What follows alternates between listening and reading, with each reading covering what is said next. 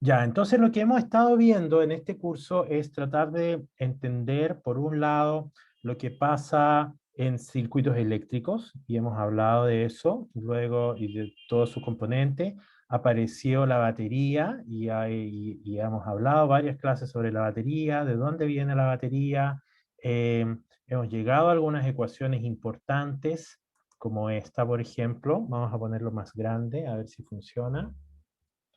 La ecuación de Goldman-Hodgkin y Katz o de campo constante, que nos permite obtener el valor del potencial de membrana.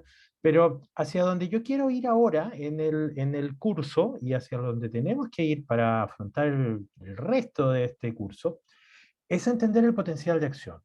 Entonces, hacia allá vamos a ir. Entonces, spoiler, esta ecuación nos predice bastante bien el potencial de reposo.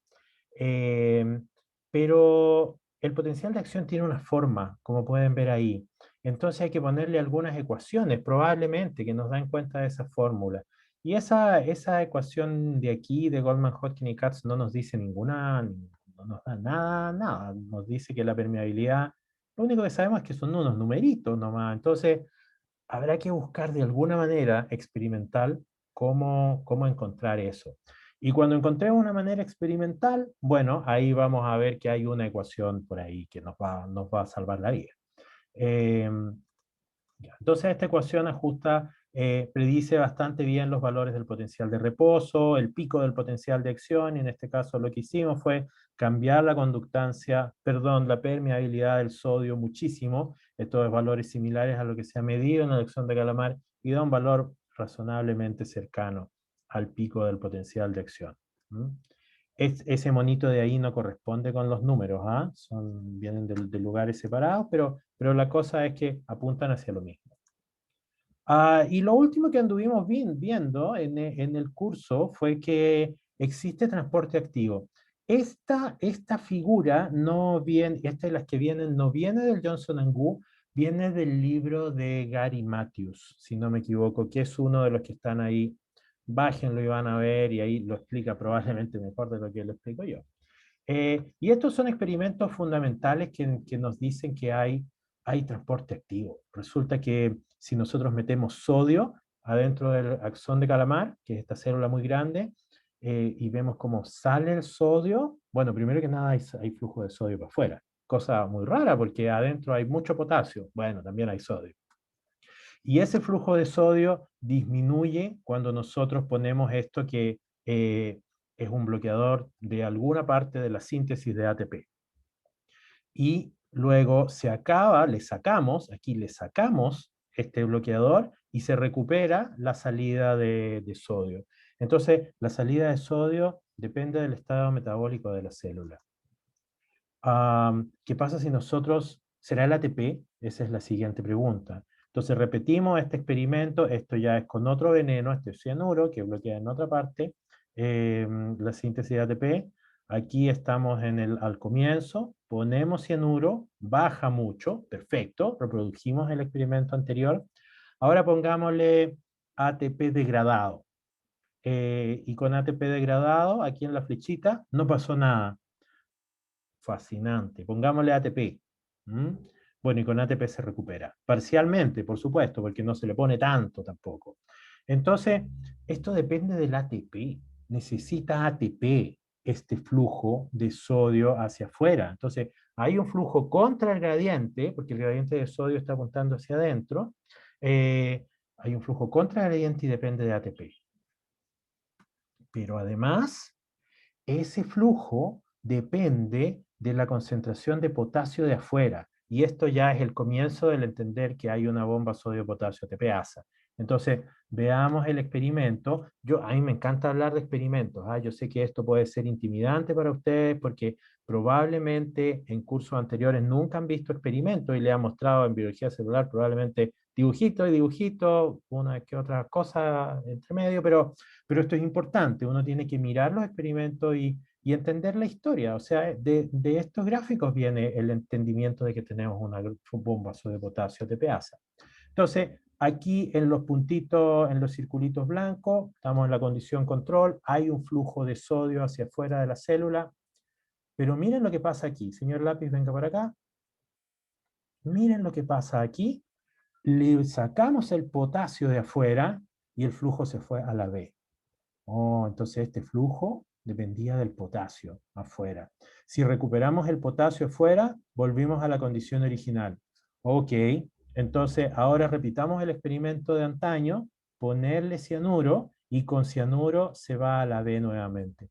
Entonces este flujo depende de la síntesis de ATP, como ya les mostré antes, y depende de la concentración de potasio afuera. Qué cosa más rara. ¿Mm? ¿Qué pasa si yo le pongo estos jugos que están graficados en esta ecuación? Este es un sistema de regeneración de ATP. Entonces, lo que uno pone es, ADP tiene la célula, uno le pone arginina fosfato, y hay una enzima, que siempre olvido cómo se llama, que sintetiza ATP y arginina. O sea, toma el fosfato de la arginina y se lo pone al ADP. Y así mantenemos la concentración constante de ATP. Entonces, esto es lo mismo que ponerle ATP, ¿ya? Pero ahora se le pone a la C, ya, es lo mismo, la misma idea. Se recupera el flujo. Esto es similar a esto de aquí arriba. No es exactamente igual, ¿ya? Pero es similar. ¿Y qué pasa si ahora le quitamos el potasio nuevamente? Bueno, se va a la B. ¿Mm? No baja hasta el nivel más bajo porque probablemente ese cambio fue muy corto en el tiempo. Entonces, este experimento nos dice varias cosas importantes. Hay un flujo de sodio contra su gradiente de concentración. Este depende de ATP y este depende de la concentración de potasio de afuera. Y yo robé una diapositiva, no sé si quedó guardada, robé esa diapositiva horrible que nos trata de hacer en un mono todo lo que hemos, o parte de lo que hemos visto en estos gráficos. Entonces, vamos a partir desde acá. Esta cosa que es como un Pac-Man, como un fantasmita, tiene este sitio de unión para el ion sodio, está fosforilado. ¿Lo estoy diciendo bien o no lo estoy diciendo bien? Aquí está, tenemos que partir desde el 1, no desde el 2. Entonces, se une aquí al sitio de unión cuando está el sodio unido, hay hidrólisis de ATP y se fosforila esta proteína. Eso no se los he mostrado, ¿ya? Y no se los voy a mostrar tampoco. Entonces, este intermediario fosforilado ahora cambia de forma, tiene un cambio conformacional. Ahora, ese agujerito, esa cavidad interna ya no existe. Ahora hay una cavidad que está mirando hacia el lado de afuera. Sale el sodio. Ahora entra el potasio. Y solo con potasio, miren aquí, entre el 4 y el 5, aquí entra el potasio. Aquí el potasio está adentro. Y ahora se desfosforila. Y como se desfosforila, vuelve a su estado original, cambia la forma, ahora se transforma de nuevo en este Pac-Man, y ahora este Pac-Man tiene ese canalito, ese vestíbulo interno, por el cual sale el potasio y ahora entra el sodio. Entonces, esta es la forma de explicar en dibujitos parte de los experimentos que hemos visto. Lo que yo no les mostré es que hay un intermediario fosforilado. Eh, Eso no se los mostré, me lo tienen que creer. El que trabajó en el intermediario fosforilado fue Scu y ganó el premio Nobel. Entonces era Oiga, algo profesor, fundamentalmente importante. Sí, dígame. entonces si se le quita el potasio, significaría que la concentración de sodio en el medio externo se reduciría mucho. No, no, no tocas el sodio, no tocas el sodio. Solamente cambias el potasio por otro ion, por cesio, por ejemplo. Entonces lo que ocurre es que ya no hay flujo de sodio. Entonces esto es bastante interesante porque em, como les decía la vez anterior, uno puede hacer esto reversible. ¿Qué pasa si yo cambio los gradientes? Que tiene algo que ver con la pregunta, con la pregunta de Vicente. ¿Qué pasa si cambio los gradientes? ¿Puedo sintetizar ATP? La respuesta corta es que sí, se puede sintetizar ATP si ustedes cambian el gradiente, ¿ya? Y la bomba que sintetiza ATP en la mitocondria usa el gradiente en una dirección para sintetizar el ATP. Si le cambian el gradiente de protones, es en el caso de la mitocondria, hidroliza ATP. Así que estos sistemas son reversibles. Por supuesto, la célula no entiende de reversibilidad, la célula hace lo que hace nomás. Entonces, en eso nos habíamos quedado en la clase pasada, creo. Estoy tratando de mover las ventanitas porque tengo muchas abiertas. Todo me tapa, no veo nada. Estoy tratando de ver. Ah, y lo que vimos es que vimos unos experimentos en los cuales yo les mostré. Ahora, fui a mostrar que parte de lo que yo había dicho había una, no quiero decir contradicción, pero hay corriente, hay canales de sodio en el reposo abierto, pues yo les dije que había muy poco. La respuesta es que sí hay. Entonces, ¿cómo impactan? ¿Impactan ellos en el potencial de reposo? Y la respuesta corta es que sí impactan. Ahí yo les recordé cómo se hacía un Western blot. Esto es porque cuando yo tomo a los estudiantes de bioquímica en química fisiológica y le pregunto, ¿qué es un Western blot? Y todos me miran con una cara. Ya, entonces ya les recordé lo que era un Western blot. Este es un experimento interesante en el cual se hace un mutante para un mutante, un animal que no tiene un canal de sodio que está abierto en el reposo. Este es el primer paper donde se identifica. Y lo que se ve es que estos registros de un nervio que viene desde células que expresan este canal, este nervio dispara espontáneamente. Un nervio tiene muchos axones, así que ojo con este experimento. O sea, hay muchos axones que están disparando, sin embargo, en el caso del mutante, básicamente no dispara. ¿Qué significa eso? Significa que las neuronas que generan que generan axones para este nervio, están lejos del umbral de disparo de potenciales de acción. El potencial de reposo en ellas está lejos del umbral, está probablemente más hiperpolarizado. Por eso es más difícil que disparen potenciales de acción. Por supuesto, estos animales tienen problemas respiratorios severos, ¿ya?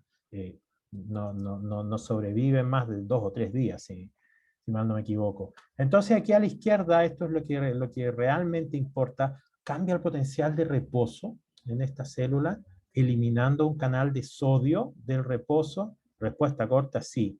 Aquí arriba, este de aquí, más, es el animal wild type, tiene ese potencial de reposo, voy a decir que es 40 menos 60.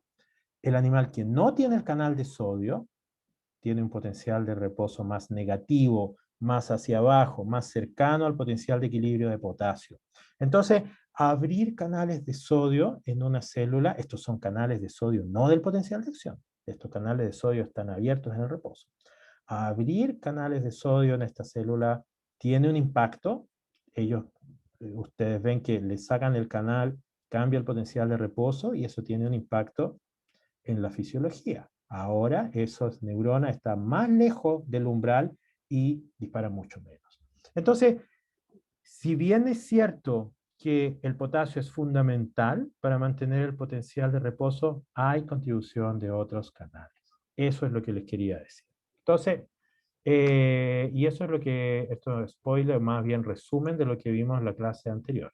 Entonces ahora que ya recordamos todo, estoy mirando, uy, qué feo lo que viene, ya. Entonces, en la clase de ahora y la que viene, lo que vamos a tratar de responder es cuál es el circuito equivalente en la neurona. Y no lo vamos a poder resolver, vamos a tardar otro montón de clases más para resolverlo, pero vamos a tratar de ver cómo se contesta esta pregunta. ¿Cuál es el sistema, el circuito equivalente? Eh, entonces, esto de aquí ya lo hemos visto. A la izquierda es más o menos como sabíamos de la biología celular, que funcionaba una membrana y los sistemas de transporte de iones. Hay canales, hay transportadores y además hay una barrera, hay una barrera impermeable al flujo de iones que es la bicapa lipídica.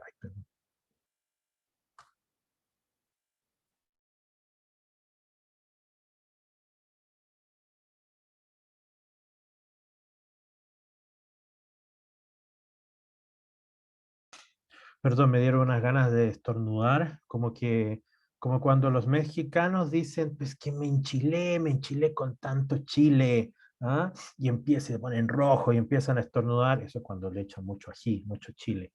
Así me vino yo y no comí chile.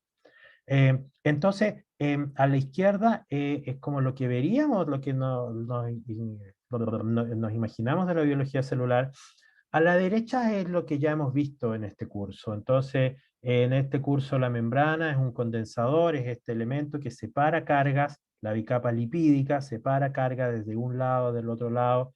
Hay vías de conducción de iones, que son los canales y transportadores, que es esa resistencia, y cada ion está asociado a una batería, que es el potencial de Nernst.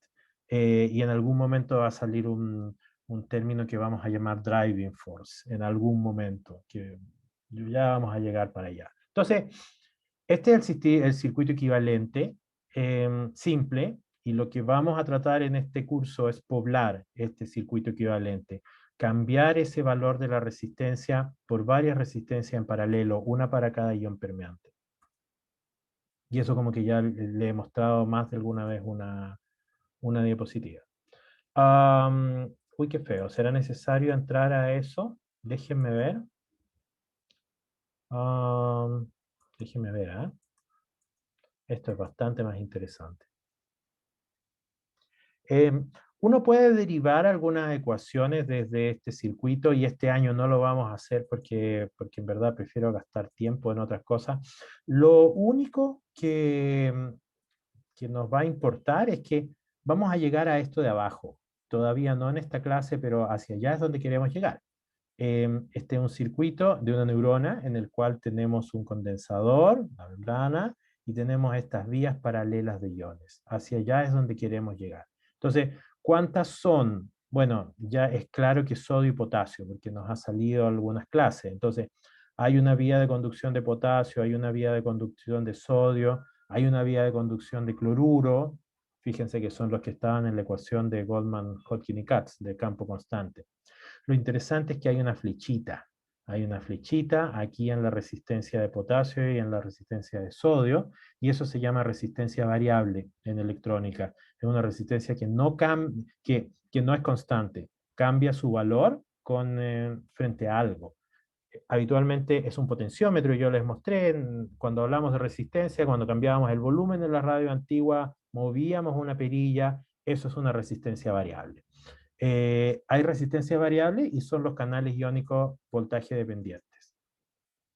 Ya, pero resulta que una de las cosas fundamentales que nosotros en la ciencia experimental tenemos que aprender es hacer experimentos. Y para hacer experimentos necesitamos instrumentos de medición. Entonces, cuando yo estaba en el pregrado, nos metían, incluso ya era poco en esa época, se pasaba gran parte de ciertos cursos entendiendo cómo funcionaban los instrumentos de medición. Había una razón histórica. En ese momento todavía había que hacer algunos instrumentos de medición. Era imposible pensar en comprarlos. Entonces parte del quehacer científico del estudiante era que tenía que hacer sus instrumentos de medición o estar preparado para reparar los instrumentos de medición. Ahora eso ya no es tan importante porque uno puede comprarlos. El problema es que se echan a perder y en fisiología muchas veces uno tiene que hacer ciertos arreglos y tiene que adaptar cosas y hay partes que tiene que hacer uno, definitivamente. ¿Ya? Entonces, y en química eso es bastante común. Entonces, una cosa fundamental es que tenemos que entender cómo se hacen los experimentos. A veces esto es un problema de la educación, ¿ah? Porque llegan los estudiantes de doctorado y tú les preguntas, cuando están exponiendo un paper, les preguntas, ¿y cómo se hizo ese experimento? Y te dicen, lo hizo un software. Ya, entonces ahí yo me enojo y me transformo así como en Goku cuando se enojaba y ya ahí se pone fea la cosa, porque uno tiene que saber cómo se hace el experimento, y ahí tiene que saber cómo se interpreta, no puede decir, hay un software que lo hace. No, uno tiene que entender cómo se hace esto. Entonces, y esto es fundamental porque aquí hay un problema.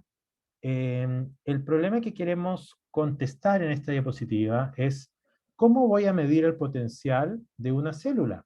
Porque hasta ahora, si se fijan, hemos calculado cosas, pero no hemos medido el potencial de membrana. Y cuando ustedes lleguen a fisiología, en los laboratorios de fisiología van a medir potenciales extracelulares que vienen de grupos celulares musculares, y eso viene de la célula, finalmente. Entonces, ¿puedo medir el potencial de una célula? Sí, claro, puedo medirlo. ¿Ya? ¿Cómo se hace? Bueno, lo que haría el... Aquí hay una pregunta aparentemente. Sí, Vicente. Tengo una duda. Yo una vez Sí. vi un ejercicio sobre de condensador y resistencias y vi que que se ignoraban los condensadores para así obtener los resultados obtenidos. Ya, no sé de qué ejercicio me habla. Si así en el aire no le puedo dar ¿Le una puedo respuesta. poner le puedo mandar una foto? Hablemos de eso después de la clase. Y ahí Bueno, nos muestra cuál es el ejercicio. Am, eh, entonces la pregunta es cómo se mide el potencial de membrana, porque hemos hablado de que tiene un valor como menos 70, menos 50. Entonces, bueno, lo primero que uno haría es ir a la casa Royal o ir a una casa electrónica y comprar un instrumento de medición, y ese instrumento se llama voltímetro. Aquí está el voltímetro. El voltímetro es un instrumento que, aquí viene el problema, tiene una resistencia. Obviamente tiene resistencias adentro y tiene otros elementos que se llaman transistores, que en este curso no los vamos a ver. Antes los veíamos y en verdad no los usábamos para nada. Em, entonces, el voltímetro tiene asociada una resistencia de entrada. Y eso vamos a ver que trae un problema.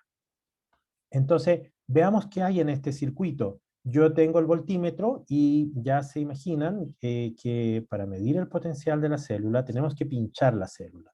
¿Por qué? Porque quiero ver el potencial a un lado de la membrana versus al otro lado que es afuera. Entonces, de cierta manera tengo que pinchar. Entonces, ¿cómo lo pincho? Bueno, se hace un capilar de vidrio muy delgadito, se mete un electrodo adentro y con eso se pincha la célula. Vamos a volver sobre esto, en algún momento.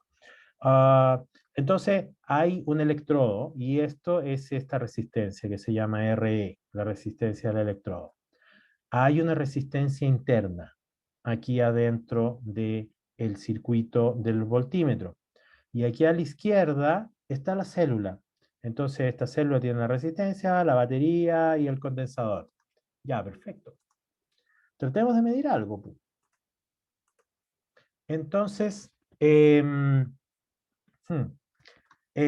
spoiler, más que spoiler. Aquí, ¿cómo sabemos cuál es el potencial? Yo lo que quiero saber es, a ver, déjenme pensar. Rn sobre R más Rn, sobre Vm. Perfecto. Hay algo que yo no les conté y que, claro, y parece que esto me pasa a los años. Hay un circuito que tiene que ver con la pregunta 5 que me hicieron de la guía. ¿Qué pasa cuando yo tengo dos resistencias en serie? ¿Mm? Cuando tengo dos resistencias en serie, lo que ocurre es que, a ver, ¿cómo lo vemos de esto? Denme un minuto para reordenar mis ideas y decirlo de la manera más simple posible.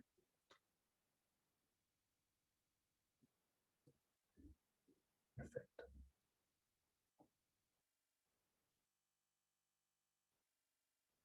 Ya, lo voy a decir de esta manera.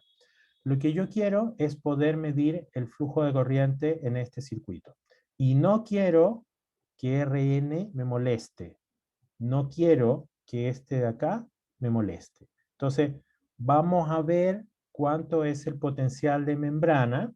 El potencial entre, vamos a ver si lo digo bien, entre este punto y este punto es lo que yo quiero medir en mi circuito de medición. Entonces, ¿cómo se calcula eso? Esto no se lo voy a preguntar en la prueba, pero tienen que saberlo, al menos les tiene que sonar esto que les voy a contar. Lo que uno mide es un factor de atenuación, en este caso.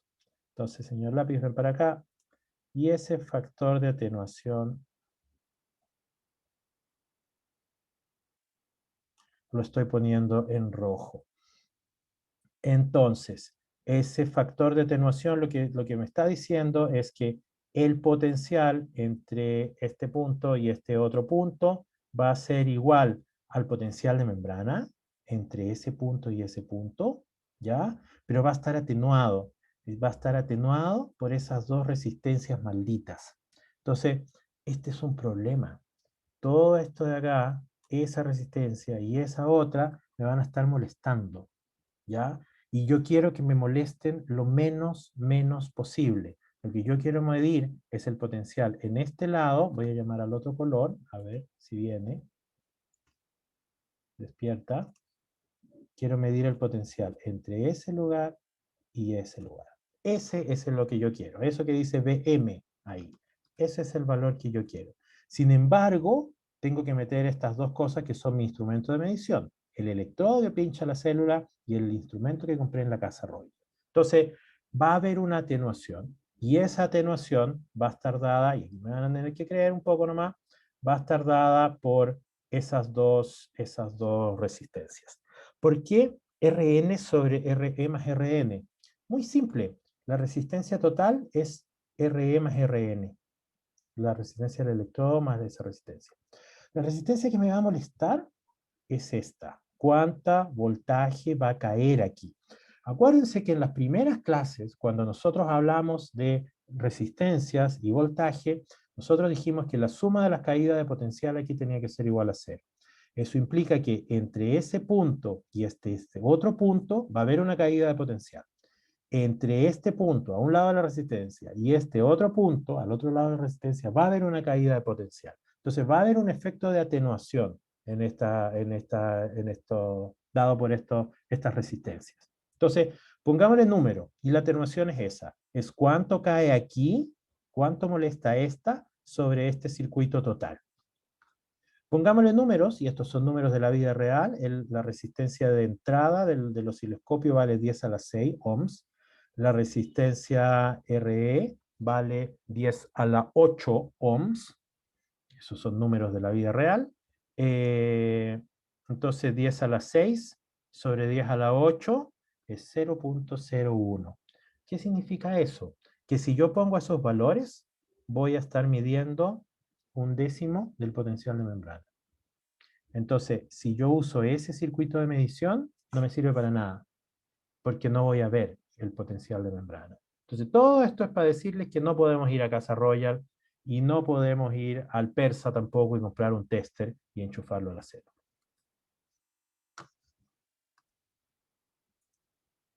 ¿Cómo vamos a resolver este problema? Entonces, aquí hay un poco más de contextualización. Resulta que yo les podría contar esta historia desde otro punto de vista. Les podría decir que hay un flujo de corriente, que es esa ahí, y lo que yo quiero es que ese voltímetro mida lo que pasa entre ese punto y ese otro punto sin tomar corriente, ¿ya? Entonces, si la resistencia es muy pequeña, parte de la corriente se va a ir a ese instrumento de medición. Y ahora ese instrumento de medición va a ser parte del circuito. Y ese es el problema, porque las corrientes son muy pequeñas. Entonces, resumen, ese valor Rn tiene que ser muy grande. Hay que buscar una manera de que ese valor sea muy grande, de tal manera que cuando yo haga esto, todo ese cociente sea 1, ¿ya? Y vamos a ver que hay una manera de hacer eso. Entonces, necesitamos algo que tenga una resistencia muy grande. Volvimos a la resistencia de nuevo. Entonces, aquí está el problema ya, esto se lo podemos decir al electricista y le podemos decir que vamos a tener corrientes muy pequeñas, picoamperes, 10 a la menos 12 amperes. Las resistencias de entrada de los sistemas de registro son bastante bajas, ¿ya? Esto es el osciloscopio que compran en la casa Royal. Entonces, eso el electricista nos va a decir, ah, la resistencia de entrada es muy baja, entonces se chupa la corriente. Efectivamente, se chupa la corriente, así se dice, toma corriente. Entonces, el osciloscopio o el instrumento de medición va a tomar toda la corriente y no vamos a medir nada de corriente. Entonces, la solución, evidentemente, es crear un sistema que no toma corriente y que tenga una resistencia de entrada infinita, ¿por qué no? Entonces, existe un instrumento que hace esto. Y este instrumento se llama amplificador operacional. Y este es el único instrumento que vamos a ver en este curso. Antes veíamos transistores, diodos, pero en verdad eso no sirve para nada. Sirve para muy poco en esta época en que uno puede comprar las cosas y están miniaturizadas. Pero esto es algo importante y esto lo van a ver en otros cursos en instrumentación, en cursos relacionados con instrumentación. Este instrumento es fundamental. Entonces, ¿qué hace un amplificador? Primero veamos, señor lápiz, ven para acá. Este tiene dos entradas, S más y S menos. Uy, el color. Son dos entradas y tiene una salida. ¿Ok? Tiene otras patitas aquí que no nos van a importar porque son las patas que tienen que ver con la alimentación del circuito y eso no nos va a importar. Entonces, tiene dos entradas y una salida. Ok. Hay una ecuación, perfecto, porque ahora ya sé cómo funciona. Y mi ecuación me dice que el voltaje a la salida es igual a una constante por la diferencia de los voltajes de entrada. Ah, perfecto, entonces toma la resta. ¿Mm? Toma el potencial aquí y se lo resta aquí. Perfecto, esto es una máquina que hace la resta. Ya, ¿y a mí qué me dirán ustedes? Yo, ¿qué importa esa resta? Bueno, resulta que ese valor de acá, ese A sub 0, ese de acá, ese valor es un valor extremadamente grande. Entonces, cada vez que ustedes pongan un valor aquí, cualquiera, una diferencia de los voltajes en las patitas, se me está acabando la batería, perdón. Cada vez que ustedes le pongan una diferencia de voltaje entre esas dos patitas, este valor, como es tan grande, va a saturar el amplificador. Aquí está. Entonces, lo que vamos a tratar de ver esto puede ser intimidante, no hay que asustarse. Lo que estamos viendo aquí es la diferencia de potencial entre una patita y otra. Entonces, cada vez que ustedes le pongan cualquier valor, miren, cualquier valor de aquí, lo que va a hacer este circuito es que va a pasar desde 0 al máximo, para cualquier valor. Luego, se acaba cualquier valor de diferencia de voltaje y esto vuelve a 0. Lo mismo para el otro lado. Eso se llama que se satura. Frente a cualquier input se satura. Entonces este circuito no sirve para nada. ¿Ya? Así como está, no sirve para mucho. Pero vamos a hacer un truco. Entonces, ¿cuáles son las cosas que uno tiene que saber? Este amplificador tiene un valor que en teoría es infinito, el valor de A, ese de ahí, pero en la práctica no es infinito. Es entre 10 a la 5 y 10 a la 6. Esta es la propiedad más importante. El amplificador ideal, no el de la vida real, pero el del cuaderno, tiene la impedancia de entrada que es infinita. El amplificador de la vida real tiene una resistencia de entrada de 10 a la 8 a 10 a la 12. Esos son valores brutalmente grandes. ¿Ya? Es muy difícil. En la casa Royal no van a encontrar una resistencia más grande que 10 mega, o sea, 10 a la 7. ¿Ya? Va a ser muy difícil encontrar una resistencia más grande que esa. Ese aparato tiene resistencias más grandes. Lo hace con unas magias electrónicas que no nos van a importar en este curso. Entonces, esto está bueno, porque si nosotros tenemos este aparato que tiene una resistencia de entrada infinita, entonces ya no va a haber flujo de corriente. Este aparato, el voltímetro, ya no se va a tomar toda la corriente y va a poder permitir aislar y vamos a poder medir algo. Ojalá que podamos medir algo.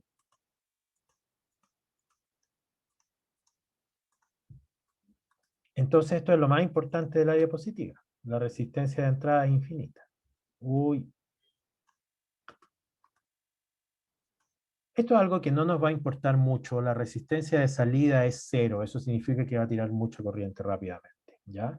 Entonces, como la resistencia de entrada es infinita, las entradas de un amplificador ideal no toman corriente.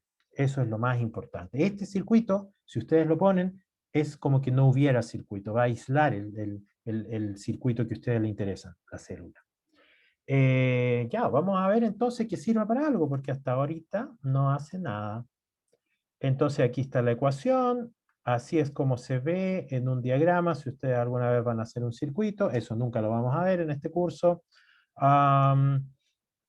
Pero resulta que ya les dije que así como está, no sirve para nada, porque a cualquier diferencia de voltaje que le demos, como este valor A es tan grande, se va a saturar. Y esto es lo que pasa. Aquí le dimos un triangulito de voltaje y este amplificador se saturó para arriba y quedó saturado todo el rato, o sea, le dio el máximo de voltaje y luego le dio 0. Entonces, así como está, no sirve, hay que hacer un truco.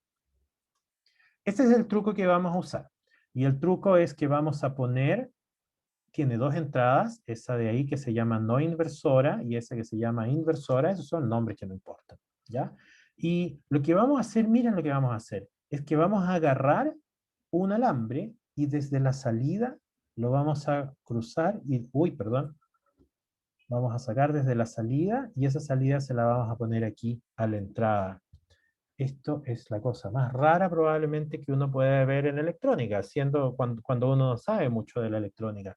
¿Por qué vaya a tomar la salida y la vaya a poner en la entrada? ¿Qué sentido tiene eso? Bueno, veamos qué pasa con las ecuaciones. Esa es la ecuación de este circuito. La salida es igual a A por la diferencia de las entradas.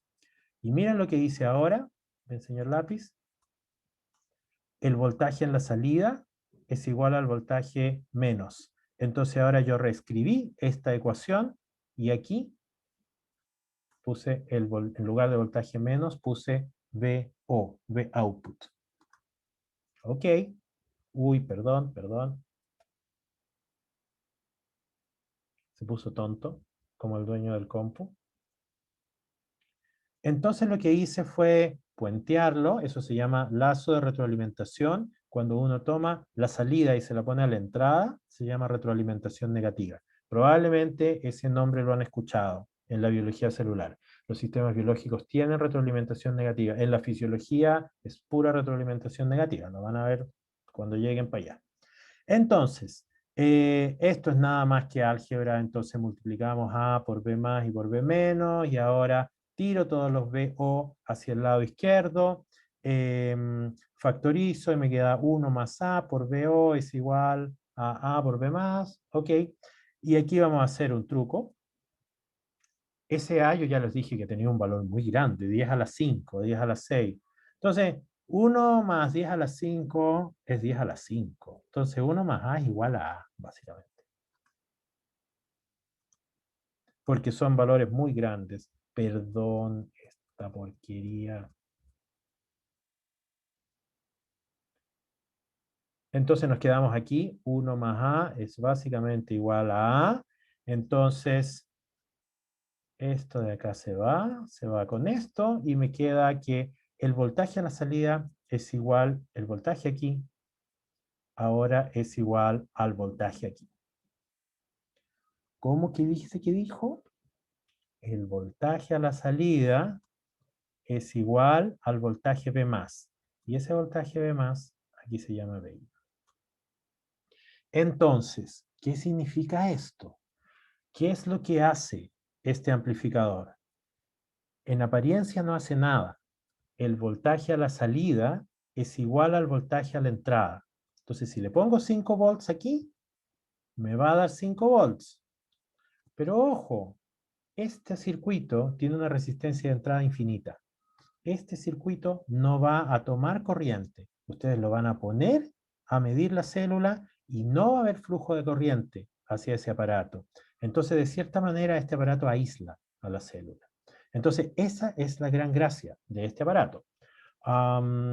Entonces, es raro, ¿no? Porque resulta que por aquí viene la corriente, imagínense, va a venir la flecha de la corriente, no pasa nada, pero hay electrónica. Bueno, uno tendría que ir sobre la electrónica de este aparato para entender cómo funciona, cosa que no vamos a hacer. Lo que nos importa es que este aparato nos va a entregar el mismo voltaje, pero no va a tomar corriente. Y esa es la gran gracia de esto. Ahí está. Hay un corolario, y el corolario es que el voltaje en esa patita es igual al voltaje en esa patita, porque esa patita menos es igual al voltaje en la salida. Y esto lo vamos a usar en el futuro cuando tratemos de entender el potencial de acción. Van a ver que va a ser fundamental. Ya, pero no nos desviemos. Entonces, ¿será verdad todo eso que yo partí diciendo de que había que poner un circuito aquí que no tomara corriente para que la resistencia de entrada fuera infinita y así pudiéramos medir algo. Bueno, probemos. Entonces, esta es la misma ecuación que en el caso anterior. Esto está en el Johnson-Algood, por si lo quieren ver. Entonces, tenemos ahí el mismo factor de atenuación, Rn sobre Re más Rn.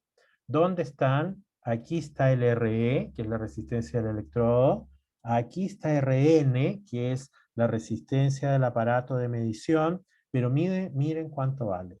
Vale 10 a la 12. Ya, pues pongámosle número a esto. Entonces aquí está, la resistencia vale 10 a la 12, Re vale 10 a la 6, si no me equivoco, y eso, o 10 a la 8, ya no me acuerdo. Eso es muy pequeño, es despreciable versus 10 a la 12. Entonces, esto de aquí es básicamente 10 a la 12 sobre 10 a la 12, o sea, es igual a 1. Y el potencial que medimos, el potencial a la salida, ese, el potencial a la salida del amplificador, es igual al potencial de membrana. Entonces, resumen es que yo quería medir el potencial de membrana, que era muy pequeñito, y tiene muy poca corriente asociada, la célula trae muy poca corriente. Si le ponía un instrumento de medición con una resistencia pequeña, no veo nada, el instrumento se toma toda la corriente. Tuve que inventar un aparato que tuviera la resistencia de entrada infinitamente grande. Y ahora con eso vamos a poder medir. Este circuito es muy importante en la fisiología y se llama seguidor de voltaje. Follower en inglés. Entonces, como dice ahora mi diapositiva, ahora sí podemos medir el potencial de membrana. El potencial a la salida del instrumento es igual al potencial de membrana, porque eso era básicamente 10 a la 12 sobre 10 a la 12. 1. Listo, ahora ya podemos ir a medir el potencial de membrana. Pero resulta que una de las cosas importantes que uno hace cuando va a medir el potencial de la célula o cuando en química vayan a medir reacciones electroquímicas con muy poca corriente, muy pocos elementos, es que tenemos que hacerle cosas a la señal. Tenemos que multiplicar la señal porque no se escucha, igual que en el audífono, hay que subirle la ganancia, aquí hay que multiplicarle. Y también vamos a querer hacer otras operaciones, vamos a querer sumar, restar, etc. Yo en la vida presencial hablaba bastante de esto y de hecho preguntaba esto en la prueba. Ahora no vamos a entrar en esto. Pero se los voy a contar. Se los voy a contar a la pasada y está latamente explicado en el Johnson-Algood.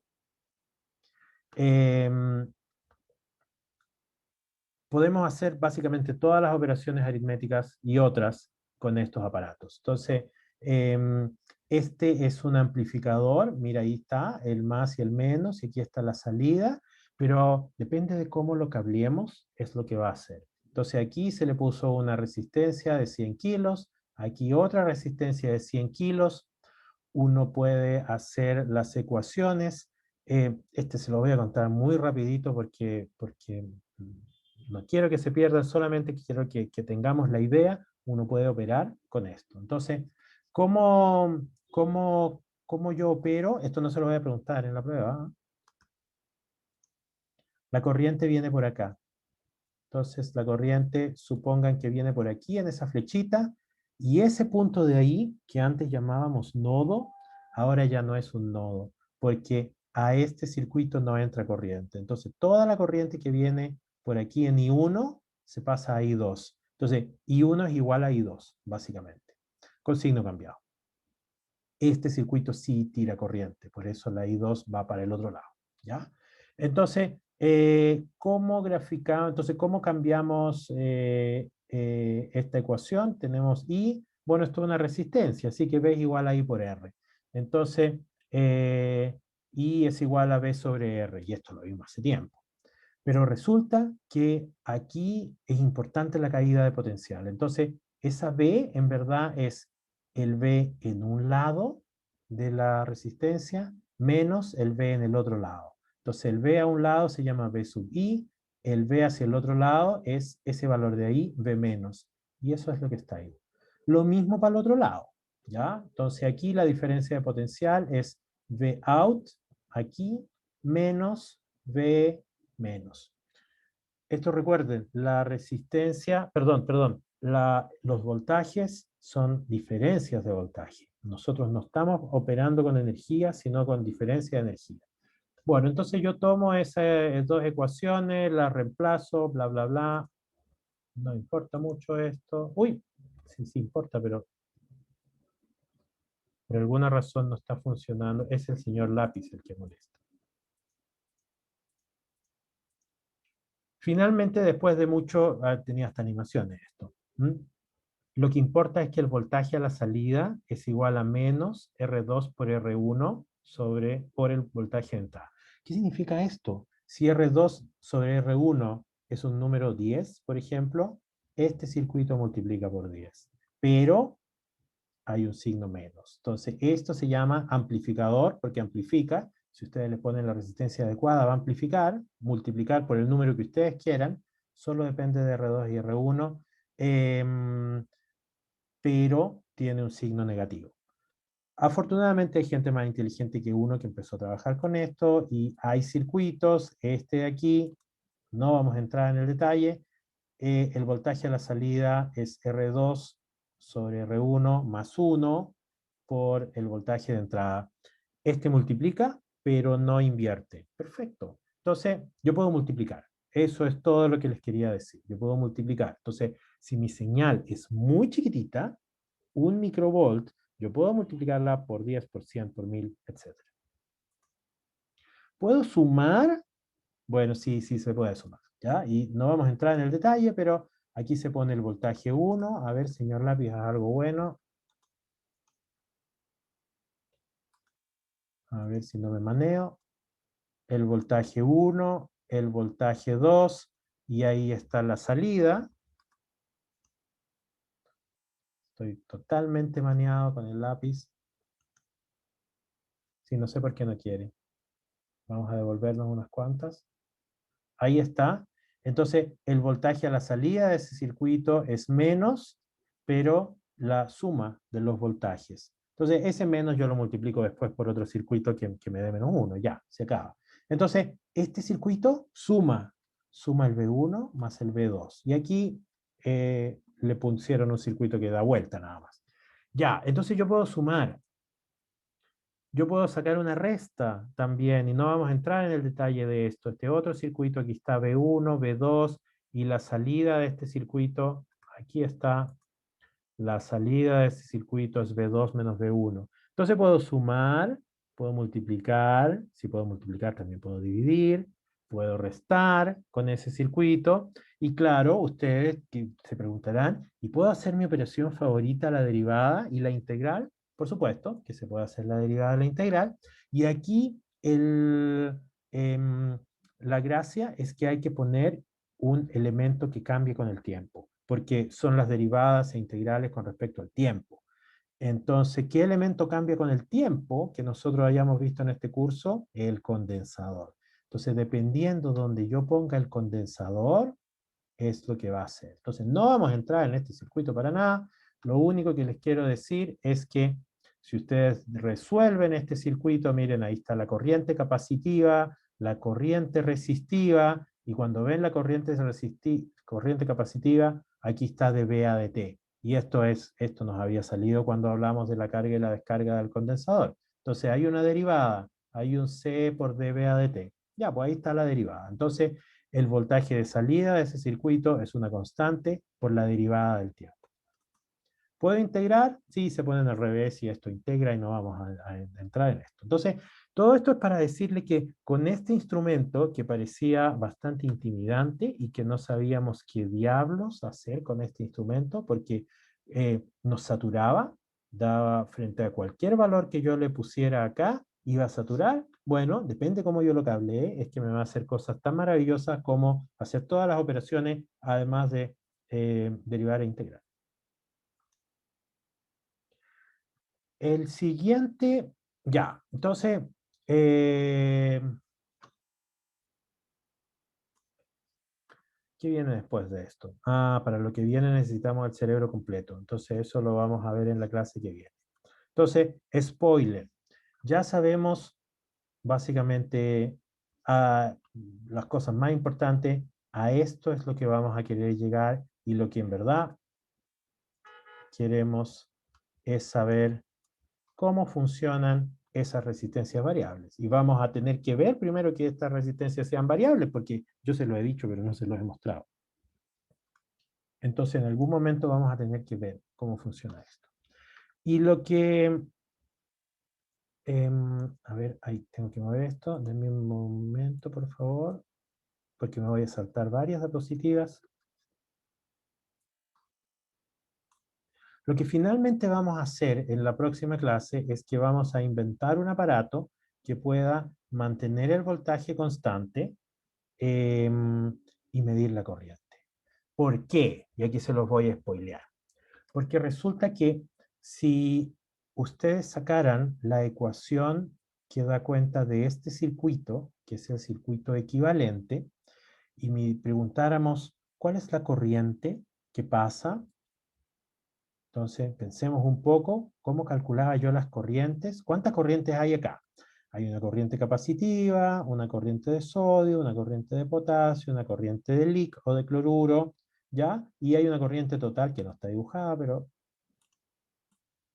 ahí está, o puede ir para el otro lado, en verdad lo mismo. Entonces, la corriente total es la suma de todas esas corrientes, ¿ya? Por la ley de las leyes de Kirchhoff. Entonces, la corriente total es la suma de la capacitiva, más la corriente de potasio, más la de sodio, más la de cloruro. Qué cosa más fea, porque ya estoy chato de las ecuaciones diferenciales.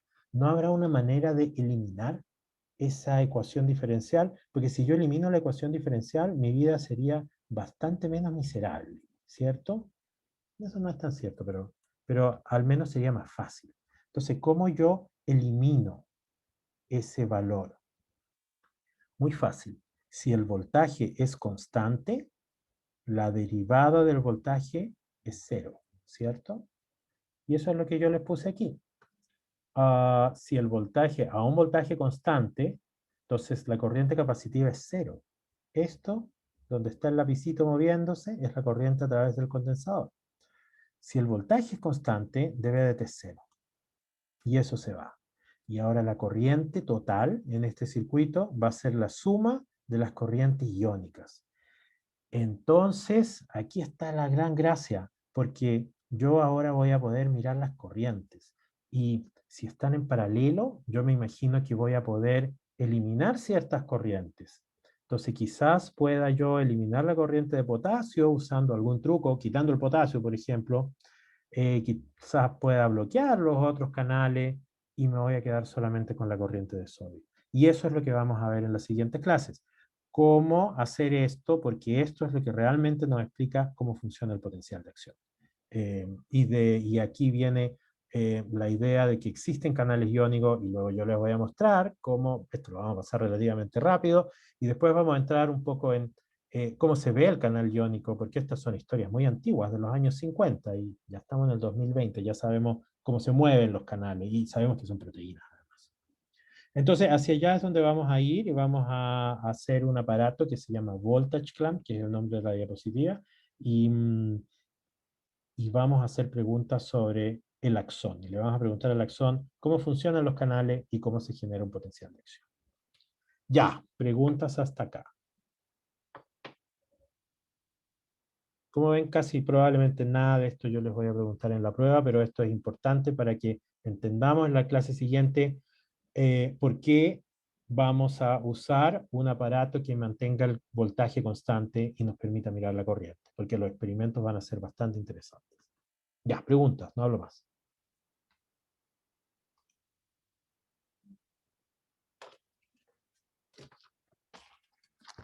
No tengo agua, man. No tengo té, no tengo café, no tengo ni Coca-Cola.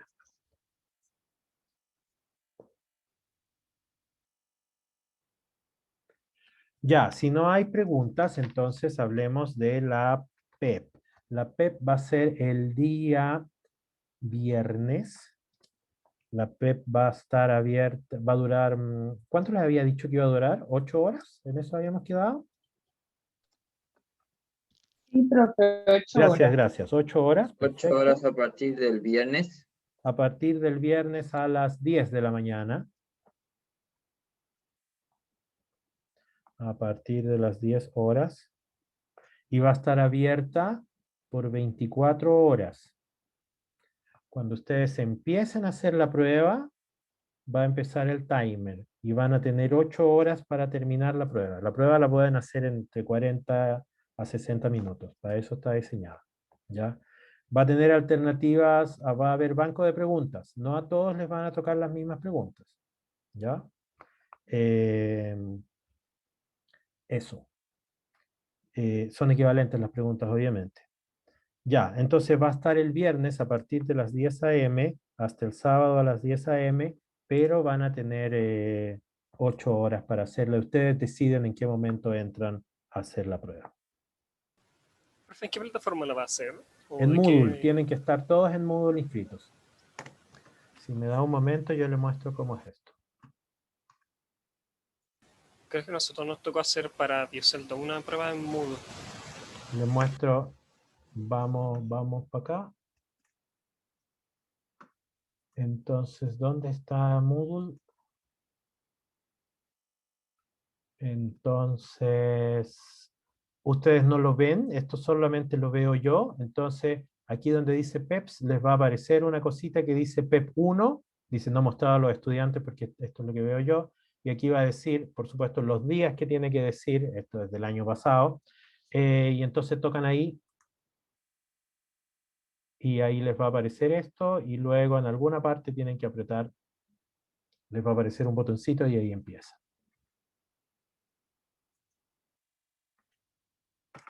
Ya. Si hay personas que necesitan más tiempo, hay una estudiante que me habló y yo quedé con ella que le iba a dar más tiempo, pero se me olvidó cuál es el nombre. Entonces, por favor, que me escriba, porque yo tengo una solución para ella.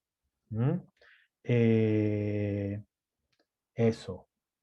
Si hay alguien más que necesita, que tenga necesidades especiales, lo vemos. Víctor y alguien más querían quedarse al final para hablar los que son vocales de mesa y ahí vamos a generar otra solución. Sí, hay una pregunta. Se me fue esto. ¿Alguien tiene levantada la mano? Patricio, como yo, tiene levantada la mano.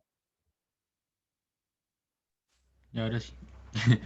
Es que yo el viernes me toca la segunda vacuna y Ya, dicen que la quedémonos al segunda vacuna final. viene Quédate como al con final y síntomas. hablamos eso. Ay, no lo escucho, espérame. Quédate al final y ahí hablamos eso. ¿Ya? Profe, para la distribución de preguntas son netamente alternativas. Sí, va a haber probablemente 2 preguntas de desarrollo que tienen A que esas de escribir. desarrollo hay que, por ejemplo, subir una foto en un... Esa es una o buena como, pregunta. como se... Probablemente, quizás este año les pida que suban una foto. Lo más probable es que sea que no tenga que subir una foto.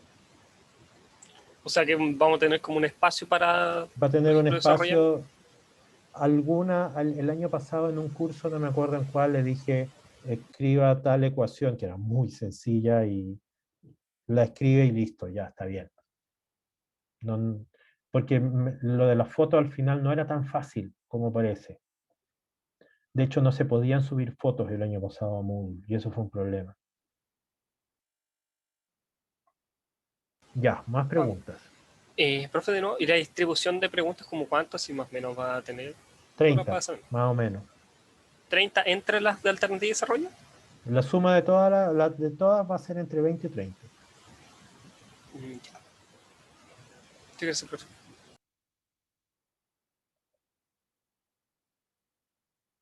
Profe, entonces son 8 horas para hacer la prueba. Sí, Ya. pero si se sentara de principio a fin, debería demorarse menos de 1 hora. Ya. Más preguntas. Yasna tiene la mano levantada. Sí, profe, con respecto a la materia de la prueba, ¿es hasta la clase de hoy? No, hasta la clase del jueves pasado. Gracias. Este jueves no vamos a tener clase, ¿eh? ¿Por qué, profe? Porque íbamos a hacer la clase el jueves, pero como perdón, íbamos a hacer la prueba el jueves, pero como la vamos a hacer el viernes, prefiero que no tengamos clase, así estudien. Porque si no, yo les voy a pasar materia, nadie va a pescar, entonces, no. Esta copa ya la vi, como ese video argentino. Así que no tenemos clase este jueves. Ya, más preguntas.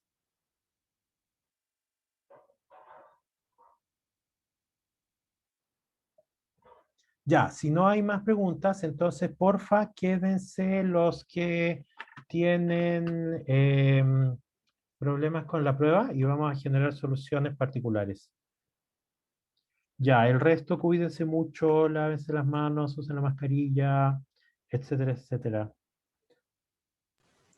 Chao, Chao, profe. profe, gracias. Chao. Chao, profe. Chao, profe. Chao, chao.